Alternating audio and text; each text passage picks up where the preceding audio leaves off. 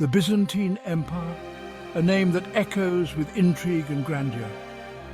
For over 1,000 years, this empire stood as a beacon of civilization, a bastion of Christianity in the East. From the fall of its Roman predecessor to the rise of the Ottoman Turks, Byzantium cast a long shadow over the medieval world. This is the story of its rise, its triumphs, its struggles, and its ultimate fall. A story of emperors and warriors, of scholars and saints, of a civilization that preserved the legacy of the ancient world while forging its own unique path. The Byzantine Empire wasn't just a continuation of Rome, it was a distinct entity shaped by its Greek language, its Orthodox Christian faith, and its strategic location at the crossroads of Europe and Asia. This unique blend created a vibrant culture, rich in art, literature, and intellectual pursuits. Byzantium's story is one of resilience, of adapting to ever-changing circumstances, and of leaving an indelible mark on the course of history. The empire's influence extended far beyond its borders. Its legal system, its administrative practices, and its artistic styles left a lasting impact on neighboring cultures, from the Slavic world to the Islamic caliphates. Even in its twilight years, as the once mighty empire dwindled to the confines of Constantinople, its cultural and intellectual legacy continued to shine brightly. The Byzantine Empire may be gone, but its story continues to fascinate.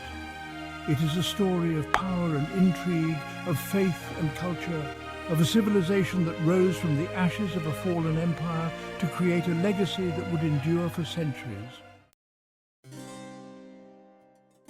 The seeds of the Byzantine Empire were sown in the twilight years of the Roman Empire. By the late 4th century AD, the once mighty empire, stretching from the British Isles to the Euphrates River, was crumbling under its own weight. Internal strife, economic instability, and relentless pressure from barbarian tribes on its borders had taken their toll. In a desperate attempt to salvage the empire, Emperor Theodosius I, in 395 AD, divided the vast realm between his two sons. The Western Roman Empire, with its capital in Rome, was plagued by internal divisions and external threats. It would soon succumb to the onslaught of barbarian invasions, collapsing in 476 AD. The Eastern Roman Empire, centered on the ancient Greek city of Byzantium, proved more resilient. Emperor Constantine II had recognized the strategic importance of Byzantium, renaming it Constantinople in 330 AD and making it his new capital. Constantinople, strategically located on the Bosporus Strait, the gateway between the Black Sea and the Mediterranean, possessed formidable natural defenses. Its location at the crossroads of trade routes between Europe and Asia brought immense wealth to the city, further bolstering its strength. While the Western Roman Empire crumbled, the Eastern Roman Empire, with Constantinople as its heart, endured. This Eastern Roman Empire, with its predominantly Greek-speaking population and its center of gravity in the east, would evolve into the Byzantine Empire.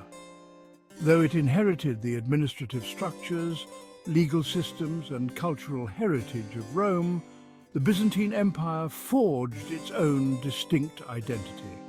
It embraced the Greek language, Orthodox Christianity, and a more centralized form of government under a powerful emperor.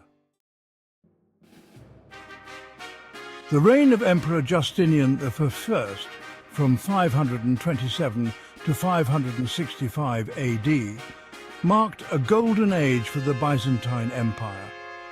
Driven by an ambitious vision to restore the glory of the Roman Empire, Justinian embarked on a series of military campaigns to reclaim lost territories in the west. His armies, led by the brilliant general Belisarius, reconquered North Africa from the Vandals, Italy from the Ostrogoths, and parts of southern Spain from the Visigoths.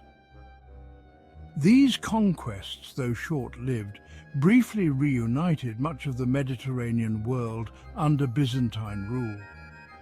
Justinian's reign was not merely defined by military conquests.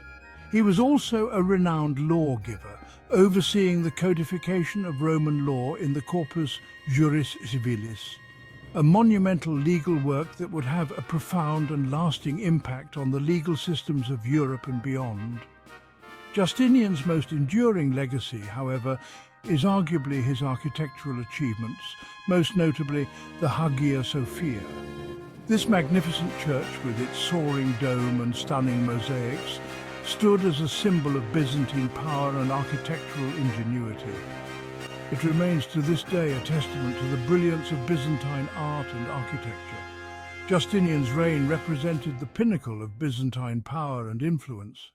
His ambition, coupled with his legal and architectural achievements, left an indelible mark on the empire and its legacy. However, his costly wars and ambitious building projects also drained the empire's resources, leaving it vulnerable to the challenges that lay ahead. Section 4. Shadows on the horizon. External threats and internal strife. The golden age of Justinian was followed by a period of turmoil and decline for the Byzantine Empire. From the east, a new and formidable threat emerged: the rise of Islam. The armies of the newly formed Islamic Caliphate, driven by religious fervor and a desire for conquest, swept across North Africa and the Middle East, conquering Byzantine territories that had been won back at great cost during Justinian's reign. The Byzantines fought valiantly to stem the tide of Islamic expansion, but by the end of the 7th century, they had lost control of Syria, Palestine, Egypt, and North Africa. These losses, coupled with constant pressure on their Balkan frontiers from Slavic tribes, significantly weakened the empire.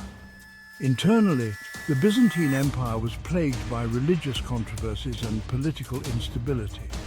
The Iconoclast Controversy, a theological dispute over the use of religious images, divided the empire for over a century, weakening its unity and diverting resources away from external threats. Political intrigue and assassinations were commonplace in the Byzantine court, further destabilizing the empire. Despite these challenges, the Byzantine Empire displayed remarkable resilience. Its strong bureaucracy, its formidable defences centred on Constantinople, and its ability to adapt to changing circumstances allowed it to weather these storms and emerge from this period of crisis, albeit weakened and diminished in size. The Byzantine Empire would face many more challenges in the centuries to come, but its ability to adapt and survive in the face of adversity would become a hallmark of its history. Section 5. Icons and Idolatry, the Iconoclast Controversy. The 8th and 9th centuries saw the Byzantine Empire embroiled in a bitter internal conflict known as the Iconoclast Controversy. This theological dispute centered around the use of religious images or icons in worship. Emperor Leo III in 726 AD initiated the iconoclast policy, ordering the destruction of icons and prohibiting their veneration. Iconoclasts, those who opposed the use of icons, argued that the veneration of images was a form of idolatry, a violation of the Ten Commandments. They believed that true Christian faith should be focused on the spiritual realm, not on material representations. Iconodules, those who defended the use of icons, argued that images served as visual reminders of Christ, the Virgin Mary, and the saints. They maintained that the veneration of icons was not directed towards the image itself, but towards the holy person or event depicted. The Iconoclast controversy raged for over a century, dividing the Byzantine Empire along religious, political, and even social lines.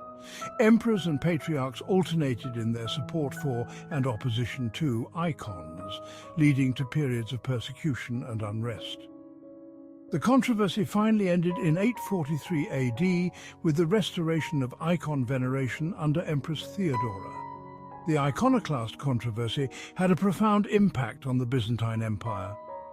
It weakened the empire internally, diverting resources and attention away from external threats. It also had a lasting impact on Byzantine art and theology, leading to the development of a distinctive style of iconography and a deeper theological understanding of the relationship between image and prototype.